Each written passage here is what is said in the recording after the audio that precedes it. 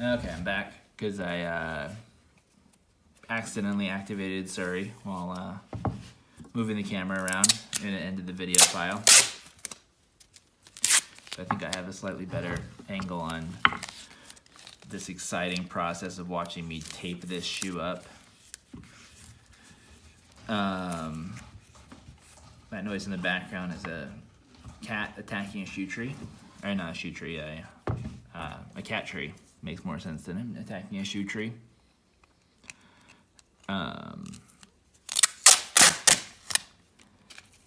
Yeah, this is getting close to being taped up enough. I mean, 3 layers is what they recommend. It starts to get pretty dense around 2 layers.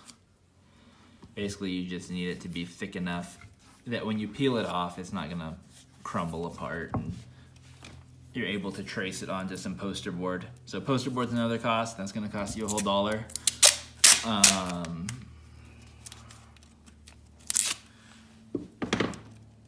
You're probably gonna want to do the stitching with pricking irons. I have some cheap pricking irons that I got off of Amazon that are like not great quality. I probably should invest in better ones, but they continue to work without breaking, so I continue to use them. But when they break, I'll probably buy some new ones. But the set I have only costs like $18 or something. And you're gonna want a cutting board.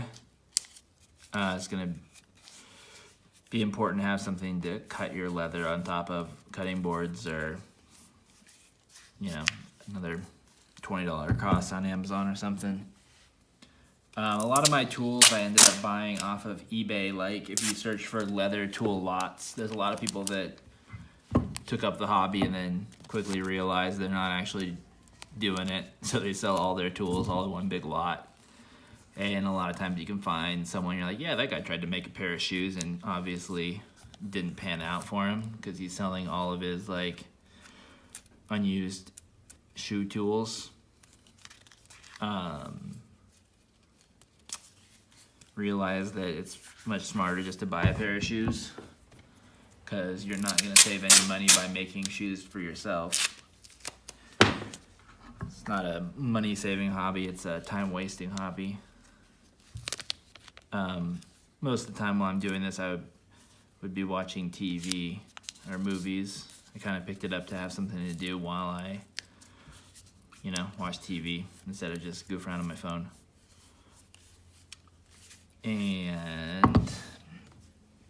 But yeah, you can find lots of tools. I got a few big lots when I first started out, and it helped me get a lot of the basics, like some awls and a couple knives and some edge beveling tools, which we will probably use at the very end when we're finishing off the edges of the sole of this shoe, but it's not an important tool for this particular project. It's good for making wallets and belts and all the other stuff that you're going to want to make in the meantime. So like I started off originally just wanting to make shoes, but I've ended up doing bags and belts and wallets and things just because you want to do small projects to use up those like small pieces of leather. You're going to end up with a lot of excess leather. You're going to want to do projects that make you feel like you're actually accomplishing something that isn't taking months to do. Like my last pair of shoes took a huge amount of time because I kept slowing down making other projects. But like, you make a wallet in a night and then you feel good about yourself and you post it on Instagram and people like it and it makes you feel like you did something. And your shoes are going to take much longer than that, and they're probably going to look much less like a real pair of shoes, whereas your wallet will look pretty much like a real wallet. It'll hold a card if you put a little bit of effort into it, and it'll hold a couple bucks. Here, this is the wallet that I made. Take a good look at my credit card number. But yeah, it's just a piece of leather. There's money in the center, cards on the side, and just one line of stitching here and here. So it's a single piece of leather wrapped all the way around. That's some old shell cordovan, which is expensive leather, but it was cheap because it's not high quality stuff. I bought it off eBay. The leather, not the wallet. Made the wallet. Yeah, belts are fun to make too. Bags are easy to make. Lets you practice your stitching, because your stitching's gonna look janky as fuck at first. Mine did. It still looks kind of janky, kind of like this tape, but okay. So this is, I'm gonna put a little more tape on the toe. But yeah, look for leather tool lots. And I'm sure there's a ton more tools that we're gonna be using than I've forgotten to mention, but I'll talk about them when we get there. Definitely, you're gonna need some lasting pliers. They're gonna help a lot in the process.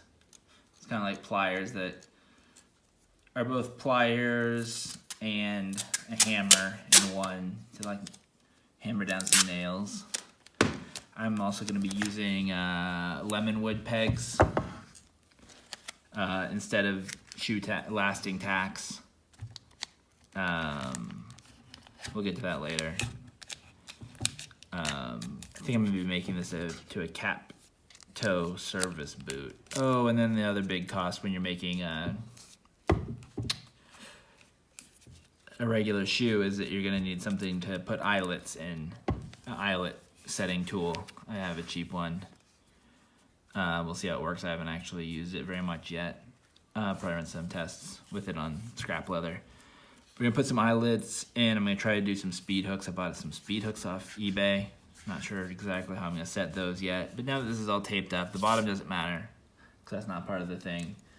We should probably use a pencil, but who has one of those anymore? And I'm too cheap to buy a pencil. Not too cheap to spend money on this stupid tools like all these specialized things, but too cheap to buy a pencil. I'm gonna try to make a line kind of down the center of this thing, which is, I probably should be using some sort of tool to do this, honestly. But I'm just freeballing it. We'll see how this goes. Trying to find like this center line of the foot. Oh man, this is terrible. I'm awful at this. We'll figure it out. I'll use I'll straighten it out later. With you're gonna definitely need some sort of like corner tool or edge tool, like to, maybe not for this project. Maybe there's no straight lines on this project really other than this one, but if you want to do leather in general, you're gonna want to have some sort of square ruler just to make some angles and do some measurements and stuff. Yeah, that line looks fine. Okay. So now we have a line down the center of this thing. This is probably the side we're gonna wanna work with because it has more, it's got some solid thumb smudges. It has more material in general. So where like you can see there's a lot more surface area over on this side. When we cut out this side and we pull when we make the leather this side, we're gonna have like excess leather on this side, but it doesn't matter because it's all gonna get pulled under the shoe and just formed taut around this edge. So we'll just come up under here and we'll trim it all out. So it doesn't matter if there's excess leather, it matters if there's a lack of leather. The only lines that are really gonna matter a lot are like across the cap toe, like the visible lines across the cap toe, around the eyelets, the line right here that connects the vamp, yeah, where the tongue connects, and where the heel counter connects over here. So we got that center line drawn. So let me go find my pair of boots that I'm gonna measure against.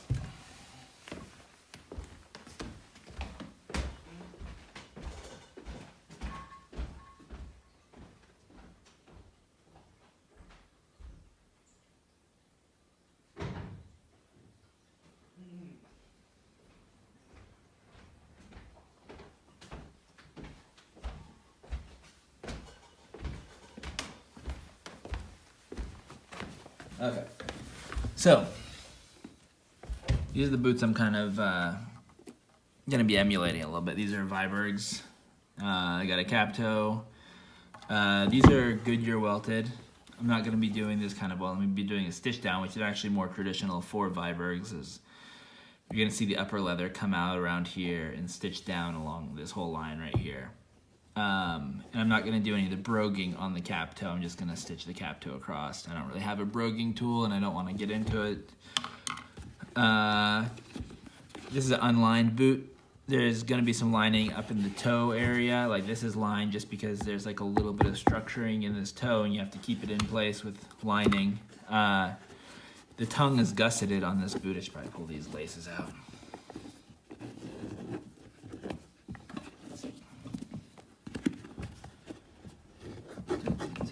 This is going to be fun to watch. This is entertaining YouTube, right? Watching someone take the laces out of a boot. Probably watch an unboxing video or two, so can't complain that much. Watch someone take a phone out of a box. It's about as entertaining as watching someone take laces out of a boot.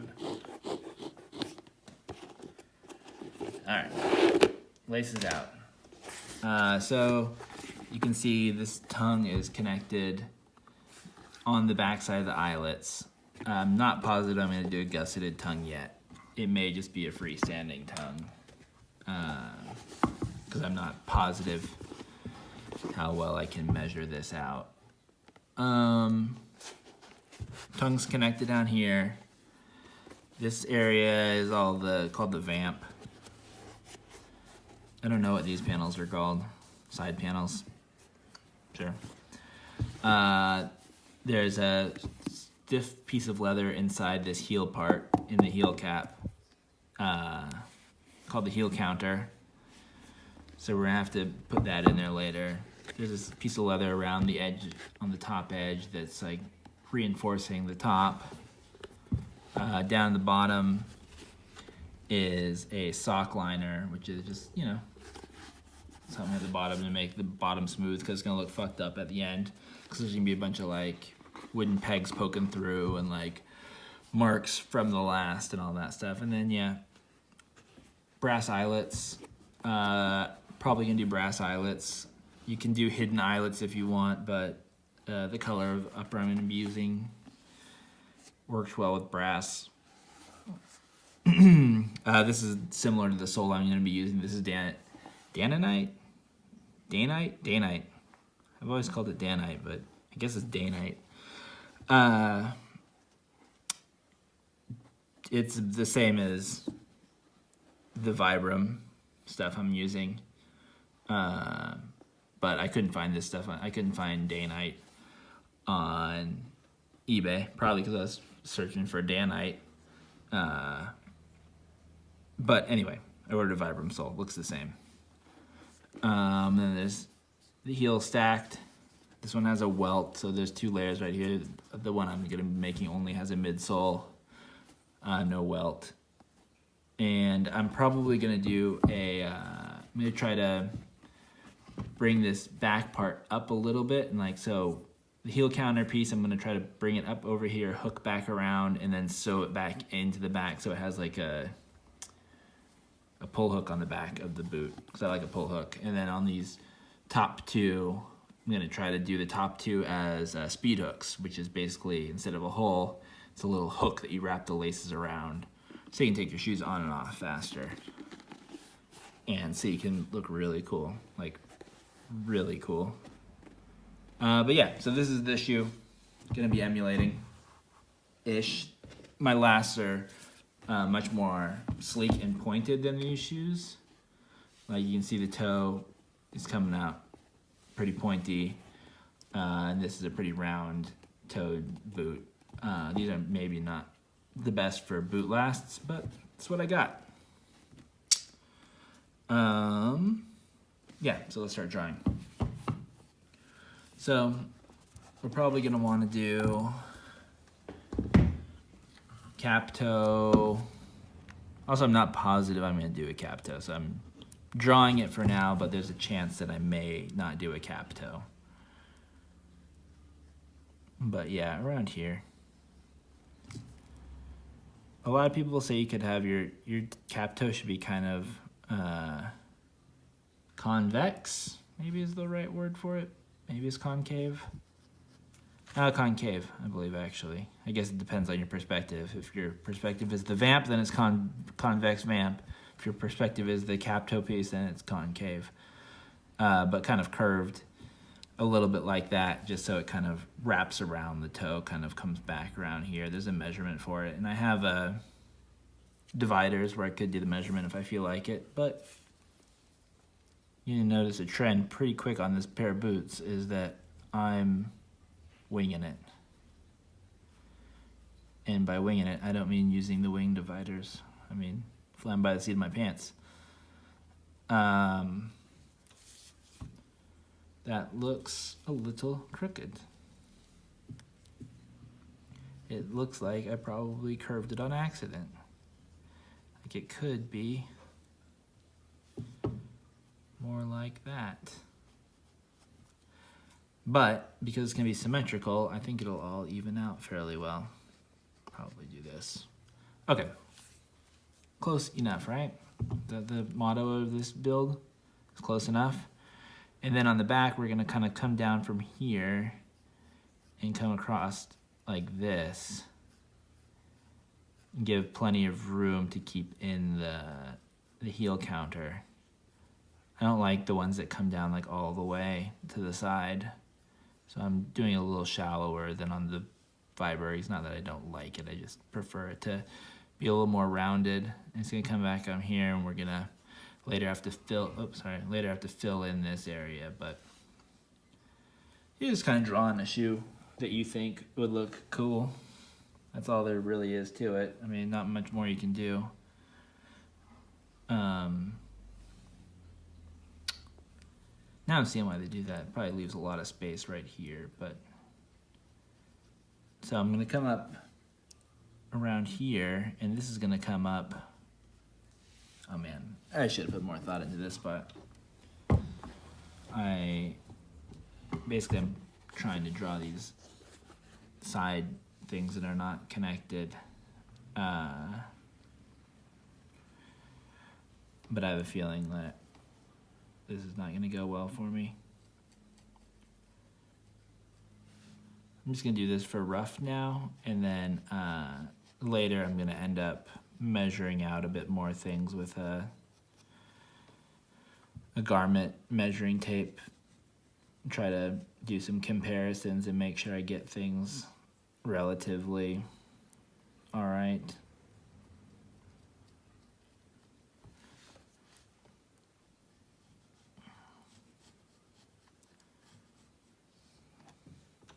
Sure, that looks all right. I may actually want to bring this back after I just complained about like these things being too long. I may want to bring this back down here to keep this gap kind of smaller. This is all like the little shit that you're probably gonna obsess about as you're making it, and like this is not the stuff that people notice when they look at someone wearing handmade boots. They notice your fucked up stitching and like uneven edge cuts. But they tell you good job anyway, because they didn't make any fucking boots. Well, they might now after they see this video. I go make some boots. Everybody's gonna be making boots. And I put the boot industry out of business. Yeah, sure, that looks fine.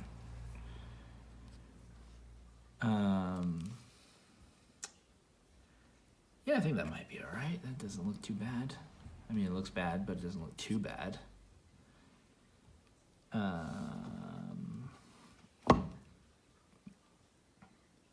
Yeah, these things are gonna be tricky to make. I'm not really positive on the semantics of doing these side pieces. I think they should be deeper though, probably. The Viber ones are really rounded. Mine are kind of long and fudged. The important thing is that they're going to have to come up I don't want them to meet in the center. I don't want a closed lace line. I want this gap to happen, but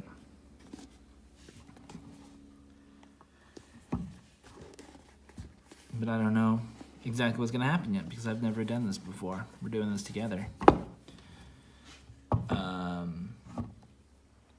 But yeah, now so I'm gonna go slice this shoe up and see if I got ink all over my sweater.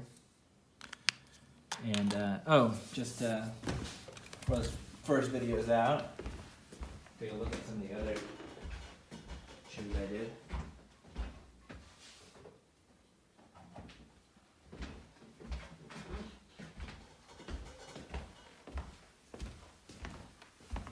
So take this out of here, take this out of here. So this is the very first shoe I did.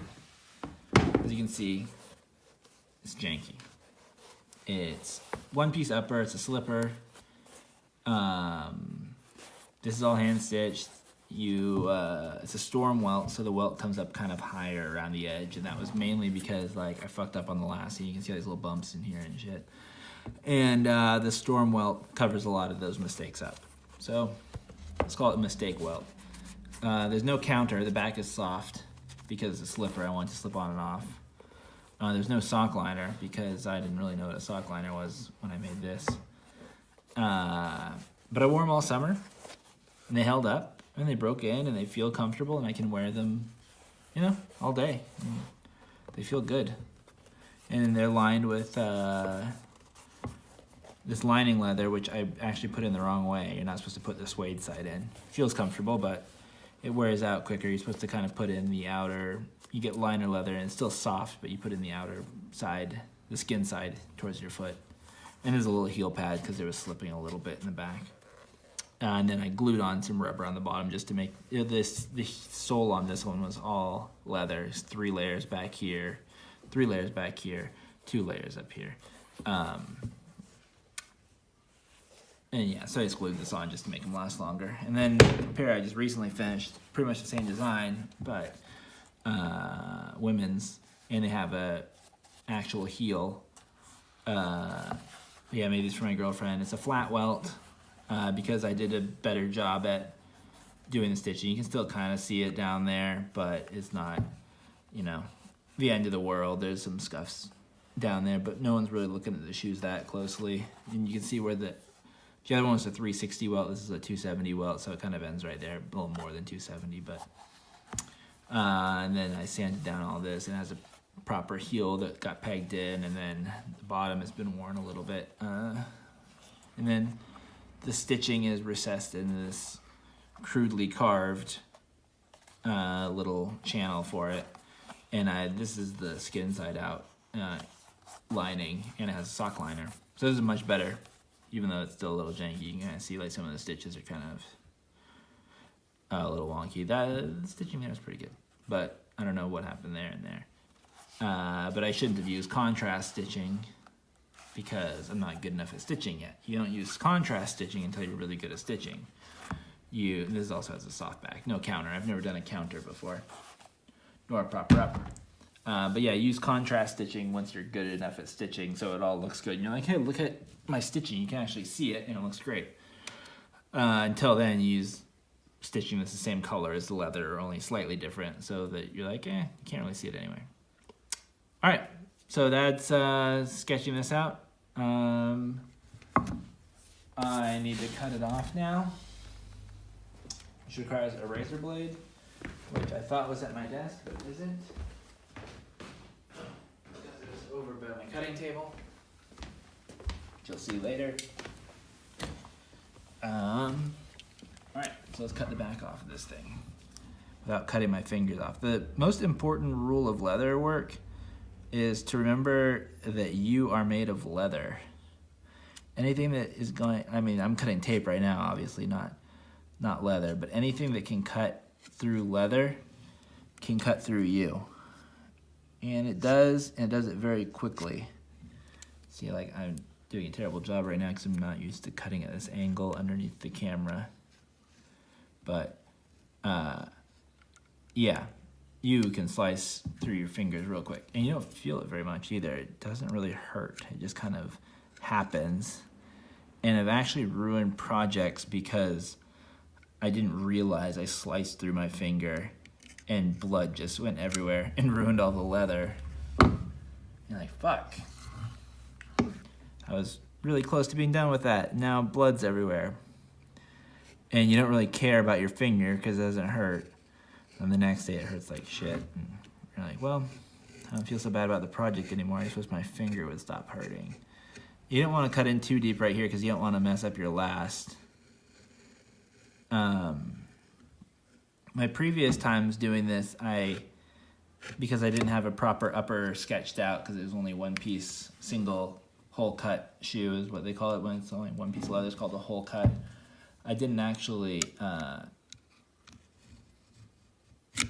cut down the center like this. I did it just around the edge. I traced out the whole shoe and then I traced out that whole pattern onto the leather and cut it out. So I don't really, all this is, you know, pretty unknown territory for me. Which makes it more fun. It's exciting, it's exhilarating. It's we're in this together. You're gonna find out. There's a good chance that this doesn't even like work out properly and make a fucked up boot that no one can wear. And it's the wrong size. And I wasted a bunch of time. And I uploaded the video anyway. But if this does completely fail and I don't have a working shoe, I will come back into this video, let you know so you don't end up, I'll add like an annotation or something so you don't end up watching an entire video series and find out that at the end it like didn't work out. That would kind of suck. I would feel bad if I made everybody watch a video series and then like 8 hours later you watch the end and you're like, oh yeah, shit, it didn't actually work out. You shouldn't have watched any of that. You wasted all your time to go watch someone that actually knows what they're doing. Pulling off the non-usable side right now just to make sure that we got everything properly properly cut, properly, a lot of shit coming off this last varnish or dirt or some bullshit. Remember when I said I was only gonna cuss if I got hurt? That was a lie, huh? Can't really talk to myself like a crazy person without cussing, I guess. It really does feel like a crazy person when you're sitting alone at home talking to yourself. But, hey, gotta be a crazy person to think you can make your own shoes in the first place. You gotta be a crazy person to wear homemade shoes that look like someone cobbled, I didn't mean to make that reference. Like someone threw them together. Fun thing for those of you that are new to this, I didn't learn this term until I started attempting to do this, is that a cobbler doesn't make shoes, a cobbler repairs shoes. A cordwainer or a shoemaker makes shoes. So if you want to be a pedantic asshole to people when they're like, oh hey, you're a cobbler now, you're like, fuck you off, I'm not a cobbler, I'm not gonna fix your shoes, I'm a cordwainer. And then that can be their word of the day. Make them a calendar. Has 2 words, has cordwainer and cobbler. Make them learn the difference.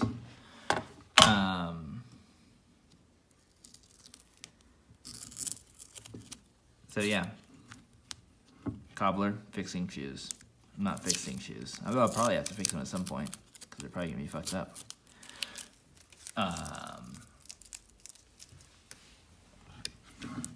But yeah, cordwainer. Cord, C-O-R-D, wainer. Like, stop being such a wainer.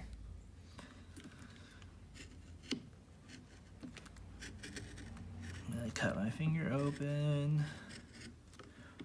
Just trying to cut this down the edge a little bit so I kind of know where the bottom of the shoe is supposed to be. It's not terribly important, I guess, because, well, It is important. But I am going to be adding more back on the, called the lasting allowance later. So you can be adding excess on this bottom part. So yeah, this whole part is called pattern making because we're making a pattern to cut the shoes out of. There is like a lot of books about this. I think some of them are free. It's a pretty in-depth like science, and people measure shit, and you're not really supposed to do what I'm doing, which is just tracing what looks good. A lot of people will take all these different measurements across the foot and try to make this thing that's like cool and comfortable. But like, if we wanted comfortable shoes, we buy New Balance. We just want to get this done with. We just need to feel accomplished, like we actually made something. This ain't about comfort.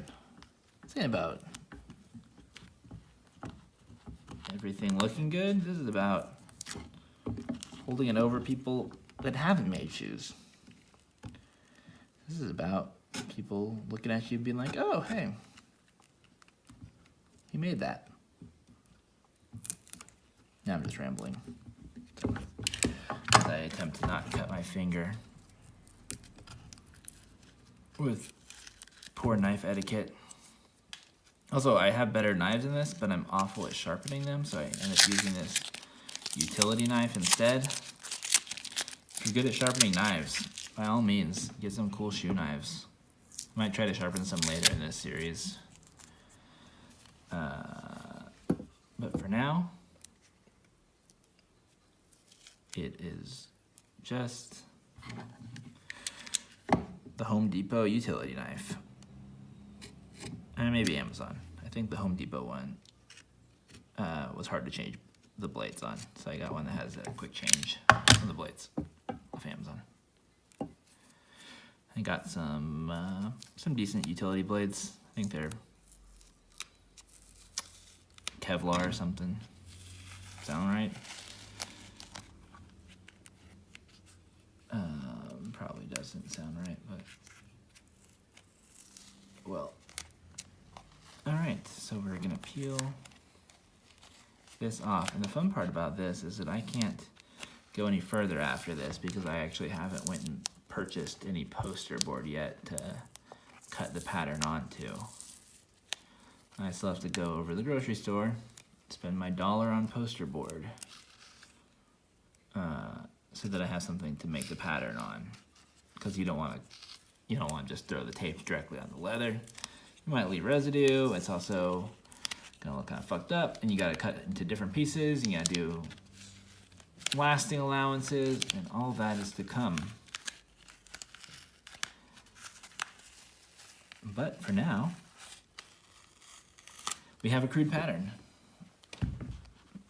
Here is sort of what it looks like. I mean, it looks kind of pointy, looks kind of roundy. It's not gonna lay flat because obviously it was made over a 3D pattern, so you can see that's like not flat. So we're gonna do some snips right there so it'll lay flat. It'll just add a little bit of material to the whole thing.